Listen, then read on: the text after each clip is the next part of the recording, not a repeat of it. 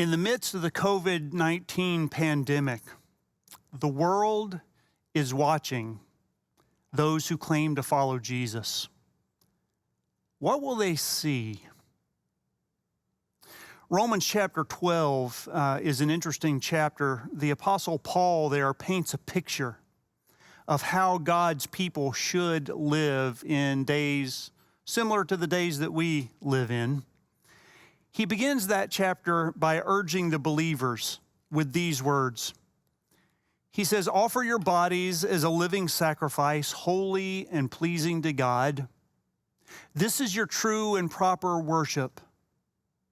Do not conform to the pattern of this world, but be transformed by the renewing of your mind. And then you'll be able to test and approve what God's will is, his good and pleasing and perfect will." And a few verses later, Paul paints a picture of what God's good, pleasing, and perfect will looks like. And I think those words are particularly applicable to us today, those of us living in confusing, tension-filled days. So listen to Paul's words to the believers in Rome, and let's see if they don't apply to us and our times. Paul says, love must be sincere. Hate what is evil and cling to what is good.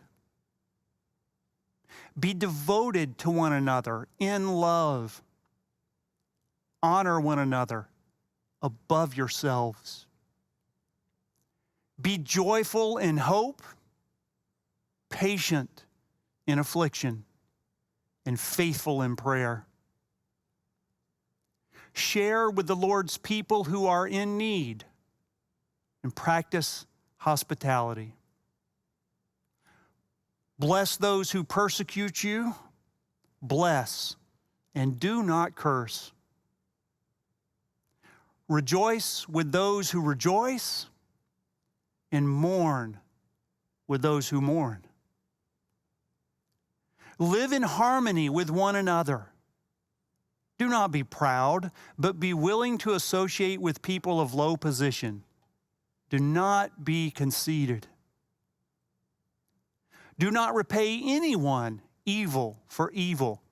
Be careful to do what is right in the eyes of everyone. And if it is possible, as far as it depends on you, live at peace with everyone.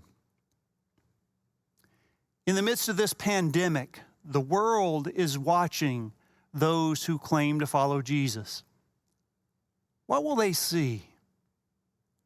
Will they see a people of sincere love?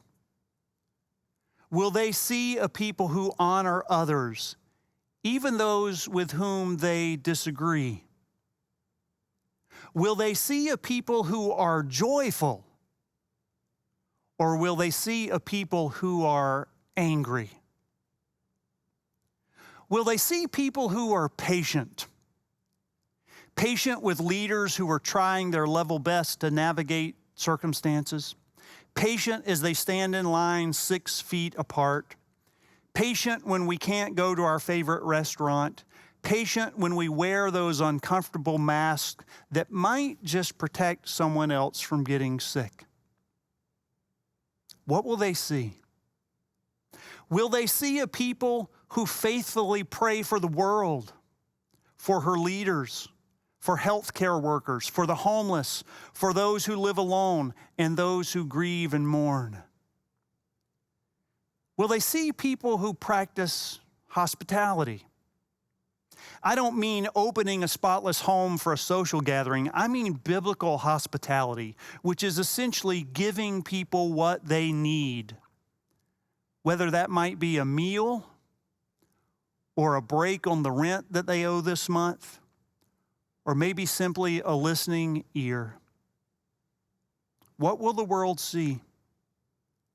Will they see people who bless those who disagree with them? Or will they only hear anger and curses aimed at a perceived or a real enemy? Will they see a people who rejoice in the good things that happen to some, but who also enter deeply into the sorrow of those who grieve and mourn? Will they see people who seek harmony, who put to death pride, and people who live humbly, who try to do what is right in the eyes of everyone? In the midst of this pandemic, I don't want to conform to the pattern of this world. I don't want to be ruled by anger and fear and doubt and selfishness and the like. I want to be transformed by the renewing of my mind so that I will be able to test and approve what God's will is, his good and pleasing and perfect will. In the midst of the COVID-19 pandemic, the world is watching those who claim to follow Jesus. What will they see?